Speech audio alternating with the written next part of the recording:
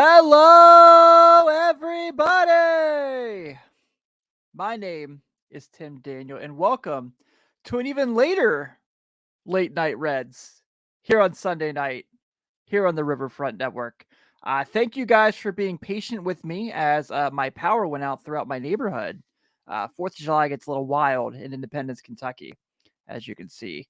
So I'm very excited to be here doing my thing with you fantastic people.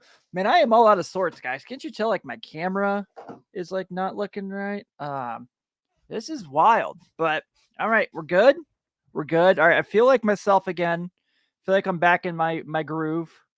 Just took a minute to get there. But man, what a team. What a fun week. They played a really good Orioles team who they take 2 out of 3 from. And that was a fun series, man. What a fun series. Obviously, Monday did not go their ways, but, that monsoon kind of comes in. And I love Brandon Williamson kind of coming to bat for himself in that. So that was pretty crazy of what was going on there. Tuesday, Matt McLain homers, and then yeah, I said before, of course is wild in Independence, Kentucky. It is. And then TJ Friedl hits the home run late innings. I heard Todd Frazier called it. So that was pretty cool. Because he was on there. And Wednesday, Will Benson getting his first big league hit against left-handed pitching was pretty awesome. To break the game open in extras, the Reds scored 4 runs. So that was tremendous. What a great series. That's a good Orioles team. I talked about the Orioles. The Reds kind of resemble this year what the Orioles did last year, right? Where all these young guys came up at once and they started putting things together and they started winning. And although that Orioles team did make the playoffs last year, they also are in the AL East. So you can kind of understand why they didn't compared to the Reds being in the current NL Central. But this was pretty great. That was a great series. That's Camden's such a cool ballpark. I haven't been there yet.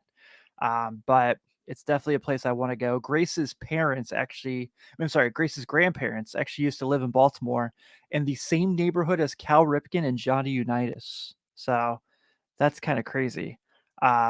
This is pretty wild. Yeah, Sydney said that Brandon Williams should have done what Lucas Sims did a couple years ago. That was pretty funny. Josh Morris looks like I think, Josh, is this your first time in the chat with us? You're in Connecticut, born in Cincinnati. Well, if it is, man, welcome. This is like kind of the hangout on Sunday nights. So thank you for taking some time with us. I really appreciate you. Hey, if anyone sees Mr. Juan, by the way, he is one of the winners of our ticket giveaway. So we need to make sure he comes and hangs out. So let's get to this Padres series, the Guevara Cup, as a good brother Carlos Guevara is, of course, a former member of the Reds and the Padres. So Friday, man, how fun was that Friday game, right? 7-5 win. There's a thriller. The game goes back and forth. Graham Ashcraft is tremendous. Looks like the old Doug that we all know and love. So that was freaking awesome to see him pitch as well as he did. And man, just a huge back and forth game with a bunch of, so many twists and turns. There's the Ellie De La Cruz play at the plate, which that I still don't understand the ruling. I get what they're saying, that a hard hit ball decreases the whole blocking the plate thing, but I feel like if there's contact, your elbow hits the thing, like whatever. And then yesterday, obviously, like Brandon Williams looked really good yesterday. I thought that he pitched really well through a really solid 5 innings, one of his better starts. And then the bullpen kind of got roughed up a bit, but it's, they're Slam Diego, right? That's what they're called. So this was pretty crazy. And then today, I was in attendance today. I was hoping Sydney was going to be in attendance. I shot her a message and she was actually not there for once. I didn't know that existed, that Sydney could not be at a ball game. But that happened. But dude, what a game today. That was fun. Andrew Abbott, unbelievable 7 2/3 ball. We're going to get into Abbott a little later in the show because I feel like just talking about today is kind of not doing him a disservice with what he's done his first 6 starts. But man, Spencer Steer hits another huge home run. That was a bomb, that 2-runner he hit. And then Ha-Seong Kim, who, I don't know, Are we at the point with him where if you can't beat him, join him, and the Reds should just trade for him, even though they don't need a middle infielder because he just kicks our butt every chance he gets, right? Every time the Reds play the Padres, Kim does something amazing against us. So I'm in the think of go do this for us instead of against us, Mr. Kim, because you seem to kick our butt every chance you get. But JB, I see your comment about Spencer Steer need to be an all-star. We're getting into that. Oh, brother, believe me, we're getting into that. But then, so Kim hits one and Tatis hits a no-doubter off Lucas Sims to tie the game up, right? And you're kind of like, all right, we're like at this point now with this team, right? Where, oh, you're challenging them and we know like, okay, they're going to respond, right? We're like there. I feel like what's comfortable to say that we're at that spot where it's like, you can maybe get a run at us, but we're not going away. And so sure enough, let's talk real quick. Stuart Fairchild's at bat. Comes back today from Louisville, gets puts back on the big league roster, goes down 0-2 and works a full count and works a walk, man. What an at bat. Just so solid, so disciplined. That was crazy. Just so impressive for Stuart Fairchild. First day back with the big league club, and you worked the most important bat of the game. No doubt about it. And then, of course, Tyler Stephenson comes up to bat for Joey. The Padres try to bounce back and bring it a right-hander in, and Tyler Stephenson goes Oppo Taco to make it a 2-run game. Man, that was so awesome. I'm so happy. We're going to talk about Tyler Stephenson too today, but just a great week of Reds baseball, 4-2 again. Man, Matt McLain is just unbelievable. Guys, you are talking all these all-stars. Should we just, this is my buildup. You guys, you're burying my lead. I'm getting there. Believe me, I cannot wait to talk about this with you all because I'm so excited. But what a great week of Reds baseball. Unfortunately, they're now just tied with first place with the Brew Crew because the Pittsburgh Pirates, can't help us out with anything because they're a stupid franchise. But whatever. At least Carlos Santana got to do a cool dance, right? Where were you Saturday and Sunday? Pittsburgh. Thanks for nothing, jerkface McGee's. Is that Stephen Offenbaker came to hang out tonight from Locked On Reds? Thought he would give old Tim some of his time today. Well, cool. I'm so excited to see you here, my friend. Pop on the mic. We'll bring you on the show live right now. I'm sure you're probably recording your show, but I'm so happy you're here. So I didn't want to bury the lead there because I saw Joey Gaditza is coming up. I see that, Steven. I'm with you. Joey Gaditza brought him up today in the chat. But dudes, I feel like we can say Tyler Stephenson is back to his old self. So the last 15 games, he's brought that 826 OPS, 3 homers, 5 runs batted in, 9 runs scored, 16 hits. This has been tremendous, man. It's so nice to see Tyler Stephenson finding his swing again, and he's done so well. This weekend alone, 2 humongous home runs in that San Diego series, 2 really big flies that helped the team out. It feels like he looks comfortable again. It feels like he's kind of fully back from the injuries he had last year. And he just looks like himself. And it's been so fun. It's great to see him kind of being who he is. It's been wild, man. It's been so wild. Sydney bringing up Will Benson. I think someone said, Will Benson had the second best on base percentage in the major leagues on this past month. To some Shohei Ohtani guy was the only guy who had a higher on base percentage than Will Benson in June. That Shohei Ohtani guy, I hear he might have a future. So yeah, that walk that Will Benson drew today was awesome too. He was also another one where he's down 0-2. It's a lefty on lefty situation, and he works himself back up and is awesome. Absolutely love Will Benson. I am team Will Benson all the way. I am team Tyler Stephenson all the way. Oh, the Cubs did lose? Okay, I saw when they took the lead back on the Guardians, where they were down like 6-0. So that's pretty great. Yes, future Red Shohei Ohtani. Though I heard today, Sydney, I heard this today that apparently the reason he didn't want to go to the Yankees was because he wanted to be on the West Coast. So he wanted to be there because I guess his wife is like a huge singer in Japan. So look, if the Midwest is not the East Coast, so I'll take it. I'll take it. Yeah, Josh, you got to come, man. But you better get tickets now because, whew, last 2 weekends it has been insane at the ballpark with people coming in. But man, I'm having so much fun right now with this team, aren't you guys? And I feel like I can say this week in and week out, but man, these guys rule. These guys rule. Yeah. Well, thank you to our brothers up north of the Guardians. Even though we don't see them for a little while, weirdly with the schedule, this new schedule. Anyone go to those games in September, by the way, up there? I'll be up for those. So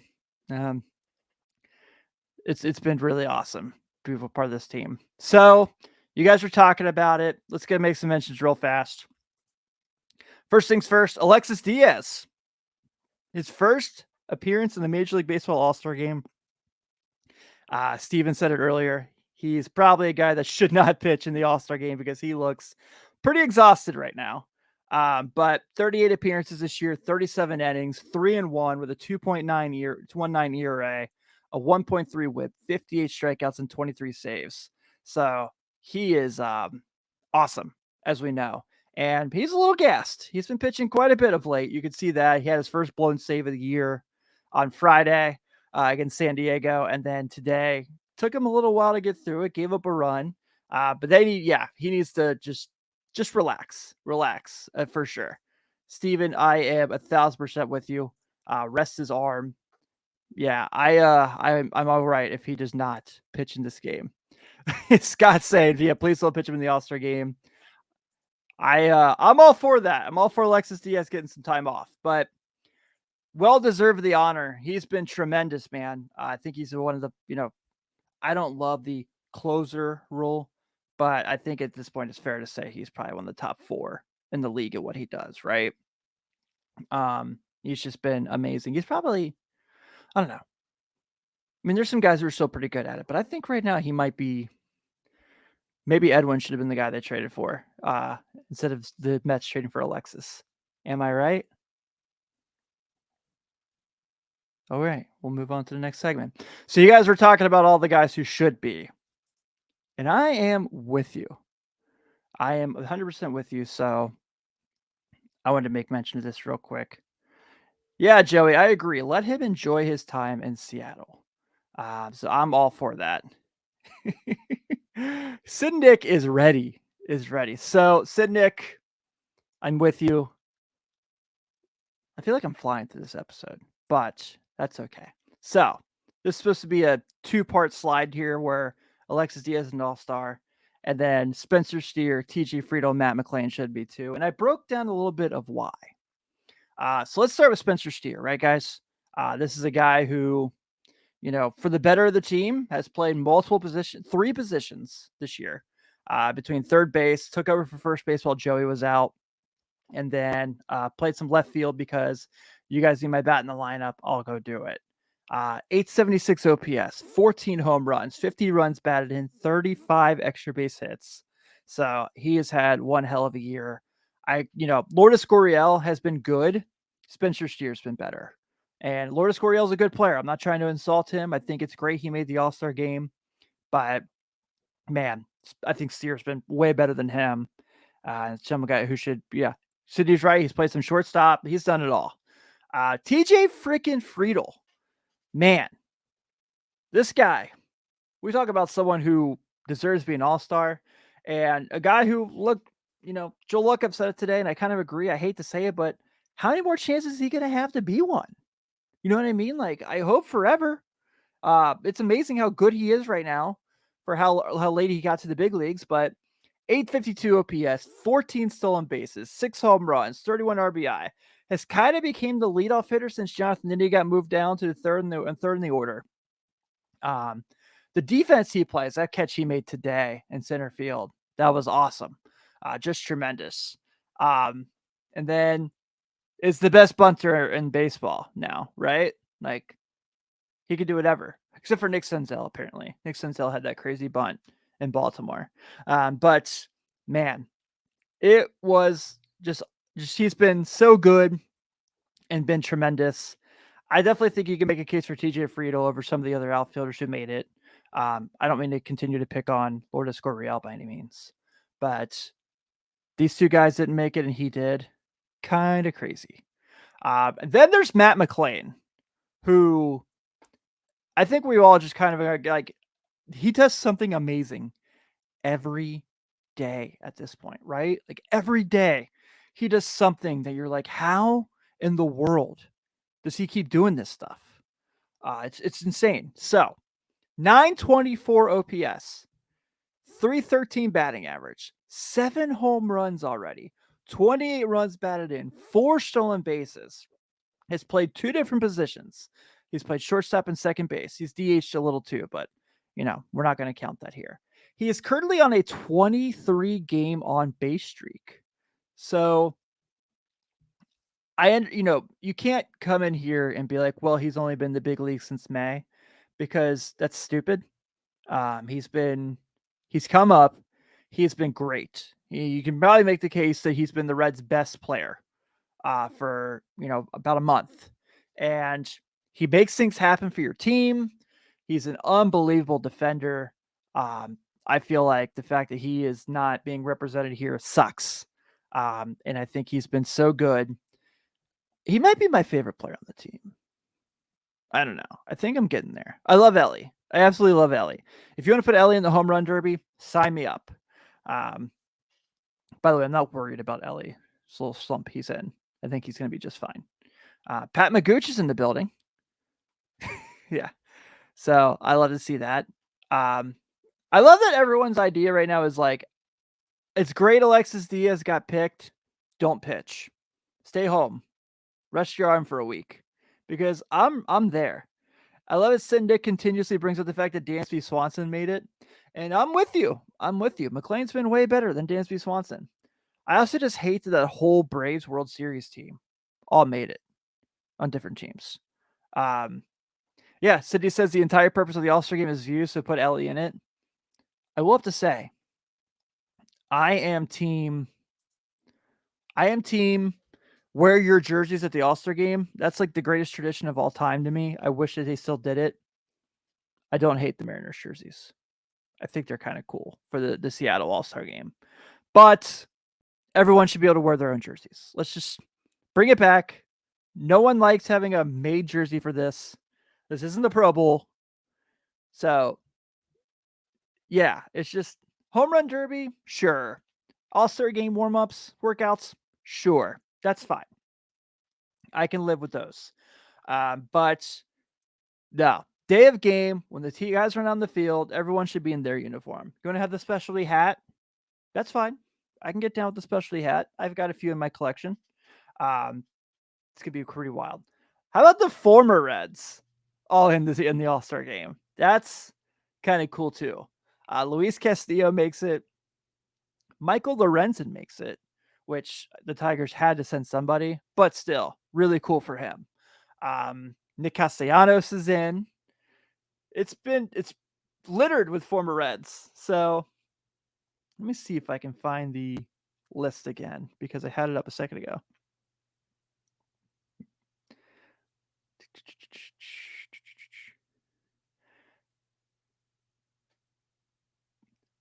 I can't find it, of course, because there's 2 more starters. Yeah, Kevin Gossman, another former Red. Thank you, Sydney. I appreciate it. This has been pretty wild. It's pretty cool to see all these guys doing their thing.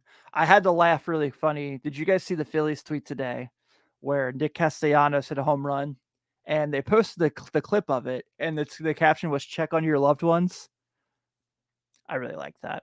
That was pretty funny.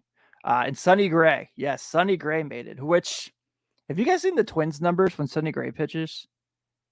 It's like wild that they can't win with how well he's pitching. It's like Hunter Green here. And then, yeah, Josiah Gray, who the Reds will see this week in Washington, also made it. He'd be a nice guy to have in the system right now, right? But they probably don't need him because I don't know if you guys saw this guy pitch today. This Andrew Abbott character. Very good at pitching baseballs, very good at throwing baseballs over the plate and getting strikes. And so Tommy Thrall said today, I had to steal this from him. Abbott's 1.21 ERA is second to just Tom Browning in Reds history for a pitcher's first 6 starts. Browning, of course, had a .95 ERA in his first 6, which is wild. It's unbelievable. So Abbott this year is 4-0, a 1.21 ERA, 37 and a thirds innings pitched, 42 strikeouts, a whip under 1. And if he had one more out and there was the Colorado game, he went 5 2/3, he would have 5 consecutive quality starts. I love Hunter Green. I love Nick Lodolo. I love Graham Ashcraft. All this young pitching's tremendous. I'm really high on Brandon Williamson. Connor Phillips is coming up. You can talk about everybody, just about. I think Andrew Abbott is getting to that conversation of, is he the best of the group for me? And he gets better and better. He's more consistent. He locates his fastball better than the other guys do. And that's not a knock on them by any means. Like, I think Hunter's tremendous. I think Hunter's going to have a great big league career. I'm ecstatic that they signed him to the long-term deal. But I think that Abbott is getting kind of in that conversation now, right? And look, we're talking about 6 starts here. I get it. But those 6 starts, he's been tremendous. Who's been better than him in pitching the last 6 months besides like Shohei Ohtani? Or, Garrett Cole's been good, but hasn't been that good. You know what I mean? And, well, Spencer Strider's tremendous. So maybe that's the guy in the National League, Clayton Kershaw. But you get my point. My point is that Andrew Abbott has been unbelievable. It's been phenomenal. Pat coming through. Pat, you have to have kids, right? Because that's an ultimate dad joke. Abbott time, we got a starting pitcher. We got a starting pitcher. I liked it. That's a joke that I would tell my wife, and she would just kind of give me this look.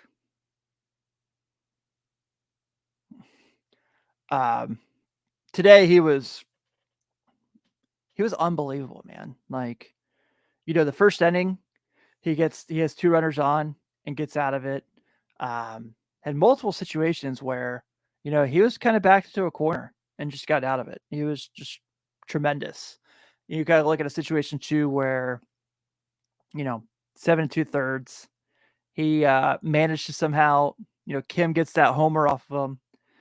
But the fact he got sent out for the 8th inning this year, when we've had all those issues with starters, like going deep into games against that lineup, who I know they're struggling. But man, it's just been awesome. Yeah, said Nick, no one's been Abbott good. I agree.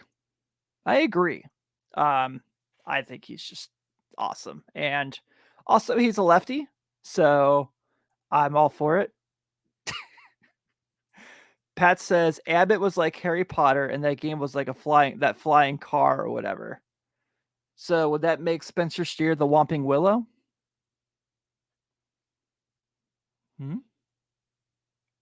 You said a Harry Potter reference. I mean, it's tattooed on me. Ignore the cut from my cat. Everything's okay. But I had to make sure that I got there. Sydney asks how long till Andrew Abbott throws a complete game. Maybe this week in Milwaukee. Maybe because that Friday game he's going against Corbin Burns. It's going to be fired up. That's going to be a great pitching matchup, by the way. I'm through the roof on that one. I think that's going to be really good. Man. But, this conversation kind of makes me think about, and if you're in the chat, I'd absolutely love to get your thoughts on this as well. So, good friend, Mr. Juan. Hey, by the way, I don't know if anyone told you or not, but you were one of our ticket winners. So you need to get in touch with the Riverfront guys so they can make sure they get you your tickets. Congratulations, by the way, for the Giants game. So I'm really pumped that you popped back up. You did ask, is Graham back to April Graham? I hope so, because he was awesome Friday, right? I think all three starters were really good this weekend. I thought Brandon Williamson was really good yesterday. I think, the score shows that they lost 12-5, but he was solid. He was really, really good. Um, it's been awesome to see, the starting pitching kind of do this stuff. Yeah, man, congratulations. Thank you so much. So, if you could just shoot the Riverfront a direct message, one of the Dotson boys, we'll get you taken care of. Um, you talk about a person who's excited about Andrew Abbott. Um, Chad Dawson, University of Virginia alum, who is definitely looking at getting Kyle Teal this Sunday coming up in the draft, which I wanted to have a section on the draft this week. But let's get back to. So we've been having this conversation, and I had some people ask me this, especially specifically good friend Carrick Melvin, who lost his Facebook group, which breaks my heart. It's one of the most fun Facebook groups out there. Just talk about Reds farm systems and guys like that. But I guess somehow it went missing. Messaged me and he says, if Hunter Green, Nick Lodolo come back and pitch the way that we know they're capable of, and you have Andrew Abbott doing this, Graham Ashcraft continues to pick up where he left off, and Connor Phillips is pitching the way he's pitching. I know he had a rough outing in Louisville, but he's like, do they go get a starter still? Do they run with this? And I think we're at this crossroads that the fan base is kind of split on. So I'm kind of curious if you're hanging out and you have some comments on that. I'd definitely love to display them and talk about them. But, I understand this idea of like stick to the plan, see how things pan out, because you built your farm system last year. You did such a great job stocking up this talent, and look where you are now between drafting and the players that you brought in. You drafted Matt McLain, you signed Ellie De La Cruz, you traded for Spencer Steer. So you have all that going. But there's also the side of here where it's like, you don't pick the year you compete. Baseball picks the year you compete.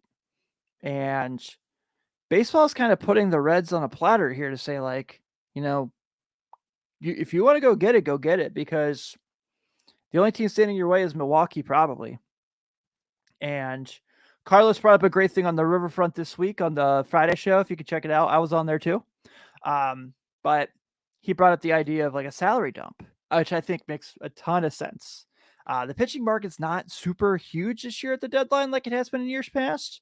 So, the names that are going to be there, I would have to figure out. But I think that, look at those kind of guys. It makes a lot of sense. I mentioned Kyle Freeland a couple weeks ago. I was way wrong on that one. I thought, like, he pitches decent in Colorado. He wouldn't do very well here. I don't think he would do very well here. I do like him, but I don't know if he's a name I'm in love with. Maybe old buddy Michael Lorenzen. He's an all-star now. The Tigers stink. So maybe Michael Lorenzen's a name here. I don't know. It's got to be interesting. All right, Steven, thanks for swinging by, buddy. Steven's going back to the ER. Check out Locked On Reds, my favorite daily Reds podcast. I listen to them every day. So this is going to be interesting. And look, Sid Nick says it right here. If, and it's a big if, we are really getting Hunter and Lodolo back in August, I say stand pat. And I'm not against that. I'm not mad either way here.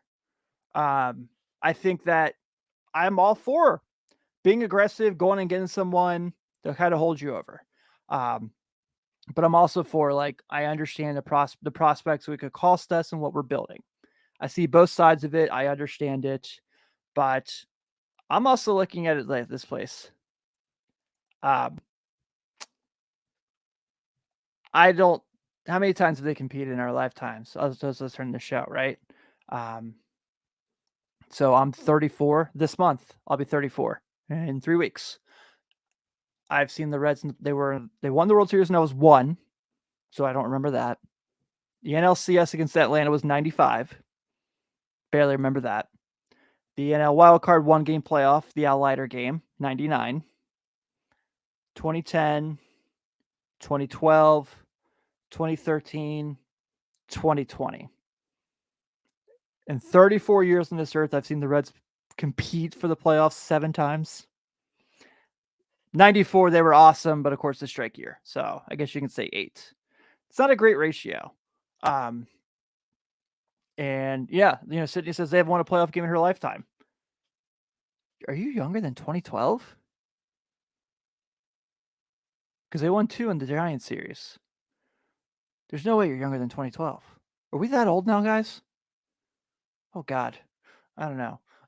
But I'm kind of in that thought process. Like, am I saying like go get Shane Bieber? No.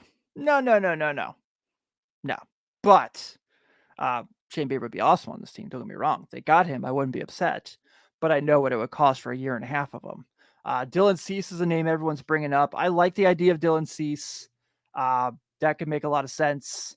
But, what's it going to cost you in that circumstance? Do you like the idea more of trading big league players and you like trading prospects? And kind of the circumstance is a question I'm looking at now. Like, if it's guys like, look, I love Nick Senzel, but I understand it. If someone calls you about Nick Senzel tomorrow, chances are you're saying yes. Totally get it. I don't know if everyone's calling you for Kevin Newman by any means. So yes, Cindy, I did think you was wondering there. I definitely was like, I've met you. Well, you do look young. You're not looking that young. So, yeah, Pat, the White Sox are trash. I agree. And then, Sidnick, like I said, you agree with what he said, but you got to think we wouldn't necessarily have to offer up Marte or Strand, Paredes, Marte, TJ, Chucky Robinson, especially Ramos, all balling. All those dudes are playing great. Chucky Robinson has looked awesome. So this is pretty cool. This is the name's brought up a couple times. Richard Thompson mentions Lucas Giolito. I wouldn't be against Lucas Giolito for a rental. Just someone to kind of put some innings in. I know that I have to come up with a new gimmick on a week-to-week basis since Aroldis went to the Rangers. That sucks because I don't think the Rangers really gave up. The Reds could have easily given up more than what the Rangers did to get Chapman, but such is life. I still don't want Johnny Cueto after what he's been doing in Miami. So it could be interesting. So my community question this week, this was fun. I love doing these on a week-to-week basis with everybody. It's cool to me that people care enough about these questions for me to ask you. So those who know me know pretty well, and you can see behind me, I'm a really big memorabilia / baseball card collector. And yeah, Pat, I did say James Paxton. I'm curious what that would cost. But I wouldn't hate that either. He'd be like the 17th left-hander, though. Has a team ever went to the playoffs with like 30 left-handers? It's got to happen, right? So I thought that this was kind of one of those ones where, oh man, we're just okay. We'll keep that. Yeah. So Scott says if they can pull off a solid trade for tier 2, 3 prospects and a change of scenery trade, then go for it. Give up no more than that. Yeah, I think that is a very solid point. Like I said, I don't know if there's a wrong answer here. I think there's something people will disagree with if that's the route they go, but I don't know if there's a wrong answer here. And it's a great situation to be in. But I absolutely love that we're even having this conversation, guys. We're talking about a team that is literally right now tied for first place in the Central, a week away from the All-Star game, who had their over-under when they came out with 66.5 wins and already have 45. And we just hit the 81 game mark. So this is pretty cool. Yes, and Pat McGrooch brings up a great point. Anyone new is an upgrade over Luke Weaver. Whew. That is not a lie. By the way, Luke Weaver has 2 starts this week and probably the most important week of the season. Well, 2 weeks if you count after the All-Star break, the Brewers series then too. That's going to be tough. But yeah, they haven't announced who's starting Tuesday yet. So I'm really curious because I guess it was Alec Mills was projected, and then he pitched yesterday and then got designated for assignment today to bring Derek Law back up. Maybe Derek Law opens again. Could see that being a case. Maybe Levi Style comes back up. I would say Levi Style would be the leading candidate, right? Because then whoever pitches Tuesday, that leaves the spot open for Sunday as well. Because there's no off day this week because they have the 4 game set in Washington. Where we'll see good friend Josiah Gray. So Ooh, Brady Singer would be fun. I like Brady Singer. I just feel like he's always played on crummy teams. So it's going to be interesting. Alec Mills was pretty gross. Yeah, that was. Stout pitched this weekend already. Okay, so Stout's out. Connor Phillips pitched yesterday. By the way, I saw Strand hit another homer today. Curious if he's on the team. After I saw Joey Goditza asked earlier if he's going to be on the team right after the All-Star break. And I don't know how many more reasons they can have him not here. Kevin Newman and Nick Senzel are pretty much 1-1. It sounds like between the three catchers, Kirk Casale is kind of maybe the least likely to be on the big league club the rest of the year. Could Chucky Robinson be on the big league club? I feel like he definitely deserves a shot again. He's been pretty good this year, obviously. So there's a lot of conversations, of very interesting decisions to be made here. Holy moly. And you guys are all throwing amazing names out there that I'm having trouble keeping up with. But so this week, my community question, I wanted to make it something fun. Like I was talking about earlier. So I'm big into collecting memorabilia, baseball cards, things like that. And I feel like we're all falling in love with this team more and more every day because they have been so fun and they have been tremendous. So my question kind of this week was like, who's your guy on this big league club? Like, who's your guy from all this young core who are changing the way the Reds are looking at their organization? And I got some really cool answers. Guys talk about different players and things like that. And the first person I got to point out that made mention, and I feel like I'm doing him a disservice every week because he always gives me good stuff. But I got to talk about my guy, Prince Calvin from across the pond. And Calvin had pointed out that I hadn't done something on the show in a while, and he was really upset about it. So, Calvin, my friend, when you catch this tomorrow in the great UK, this is for you. Just let your soul glow. Just let it shine through. Just let your soul glow, baby. Feeling oh so silky smooth. Just let it shine through. Just let your soul glow. Soul glow. We haven't played in a while since Barreau's been down in Louisville, so Calvin said he was really upset he didn't play it, but Calvin was a guy who told me he's been investing in Jonathan India cards of late. Got a printing plate 1 of 1. That's kind of been his guy. So that was his there. Who was it? Good friend Jace, my good pal Jace. He mentioned that he's been collecting a lot of Matt McLain cards. Got a Leaf 1 of 1 auto. So I was this close today to buying the jersey, the Matt McLain jersey, when I was at the game. I held off. And then I saw Joe Farfsing said, Kevin Newman, we know that he's joking, though. At least I hope he's joking. Or I'll never be on the Bengal show ever again. But I think, guys, I'm declaring it now. I've got it on the eBay save searches. I'm such a fan of this player. We've been talking about him all year. I got his rookie card sitting right here. I think I'm going to be investing in Will Benson. I just think he's so fun. The way that he has just been awesome. Jamie Ramsey talked about today where he doesn't think that he's the same person that he was, like he's the same human. And that's kind of what's been so funny. So I guess some of the guys on the team were talking about when they played against Will Benson in the minors last year, he was the best player on the field. So no one's shocked by this. Cheaper card market. So if you want to get some autos out there, not too terrible. So he's one for sure. I do have Hunter Green and Nick Lodolo auto cards already. So I kind of keep those near and dear. Sydney bringing up that she's got the McLain jersey. Absolutely. I love it. Ellie's obviously an easy one to invest in. I just got a couple cards of his myself. I'm sure when the Ellie De La Cruz bobblehead comes in, I'll be chasing it. The Matt McLain one too.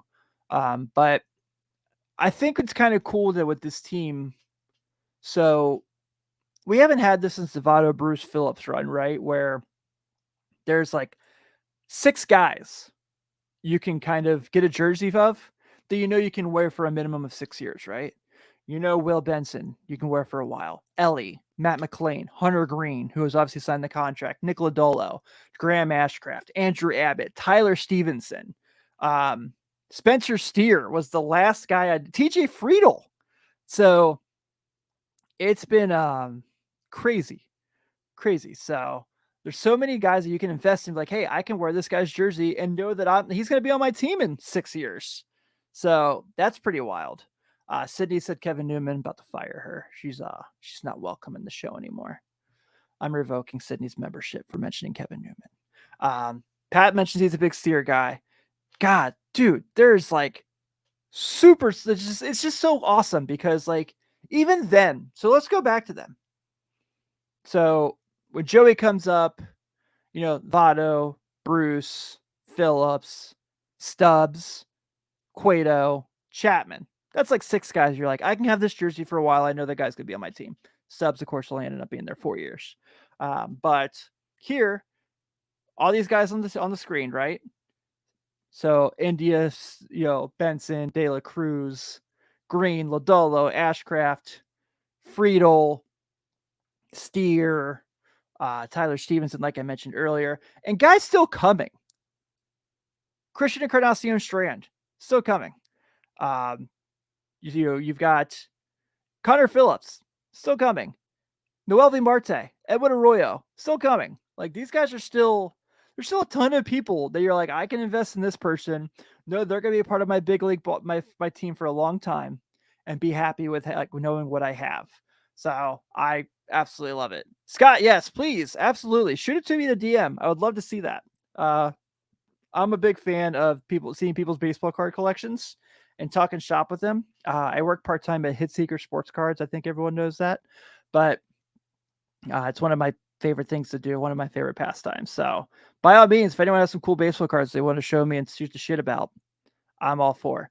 Sydney, not only is Matt Reynolds still around, he's been playing really good baseball in Louisville. He's actually been playing really well. Yes, Scott, you're right. This rookie class is tremendous. It's so fun. And that's not even just the Reds. If you look outside that, so Corbin Carroll obviously is likely going to be Rookie of the Year until Matt McLain catches him here in a couple weeks when the updates comes. That's happening. All right, let's just go ahead and call it what it is. But man, this has been cool. So with that being said, let's go ahead and get to the final week before the All-Star break, and we got some matchups. First off, tomorrow night in Washington, you got Luke Weaver with his solid 6.96 ERA going against Jake Irvin, who has a 4.72 lefty. You've got the Reds are looking to make a decision for Tuesday still. I have a feeling it's going to be Derek Law as an opener, but we shall see. Going against Patrick Corbin, who is still in the major leagues after like 37,000 years at 5-9 with a 4.84. Wednesday, Doug takes the mound with the Devils ERA of 6.66 with 3 wins and 6 losses against Josiah Gray. There's a lot of 3s and 6s in this matchup line, guys. So this is going to be Graham Ashcraft is 3-6 with a 6.66 against Josiah Gray, who's 6-6 with a 3.33. So wow, that's a lot of words there. And then Thursday, before they head out, you've got the young guns of Brandon Williamson and Mackenzie Gore going head to head. Also, don't forget Tuesday, since it's the 4th of July and they're in the nation's capital, first pitch is at 11:30 and 35. So Tuesday is going to be an early one. And then you start the set but we have the break. But we've got Friday and Milwaukee. You got Andrew Abbott against Corbin Burns. That matchup is going to rule. I love that matchup. Can't wait to see how that plans out. We should see old buddy Jesse Winker in that one, actually. Oh, yeah, Sydney's right. So that game is at 11:05 on Tuesday, not 11:35. I would have had you guys late if you listened to me. Hopefully you've got your ballpark push notifications on and you don't listen to me because I get lost in everywhere. Yeah, Scott's right. Why does Corbin Carroll have to be a rookie this year? Yeah, no. And then freaking when Christian Strand comes up and all those guys, you're looking at like Zach Fiend and Benny Montgomery. It's pretty pretty wild. Then Saturday, you've got Luke Weaver against Colin Ray. And Sunday, you're trying to figure out who's going to face old friend Wade. So we'll see how that route goes. But yeah, so you guys have been really active today, and I really appreciate it. And again, thank you for still hanging out after I'm an hour later than I normally am due to the power going out in my house. But this has been a really, really fun week. This has been a really fun time. Hey, while you're here, except for Sydney, I'm putting a package together for her for all the good work she's done for me. So go to riverfrontcincy.com. Go to the shop. So all of our shows now have t-shirts, beer koozies, mugs. The Riverfront has a cool hat. Late Night Reds doesn't have a cool hat yet. This is from our old rendition. As you see, it still has the T in there. So that's going to be, so we got all that stuff on there as well. If you're not part of the Patreon, a couple bucks a month, you can hang out in the Slack channel and talk to us crazy folk. Come hang out with us. We'd love to see you. So we're there every day, all day, talking Reds baseball. And then don't forget to check out the Riverfront on Friday. It'll be your Friday morning show with Chad and Nate. Chad will be back on Wednesday. He gets his internet back in his new house. So Chad's going to be dusting off the pipes to talk about the Reds again. I know you guys just love that, right? Scott, you can DM me on Twitter at late Reds or Tim Daniel 518. Pat, he's kind of my boss. By the way, for those who are here on a week-to-week basis, no cursing this week. I did it.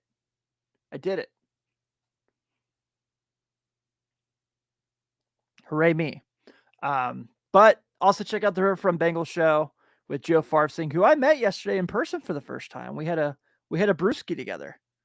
And my childhood friend, Greg Neiman. With that being said, everyone, thank you so much for hanging out. Have a good night.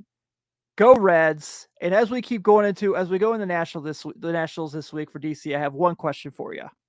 And what you gonna do when Hulkamania and the largest arms in the world run wild on you?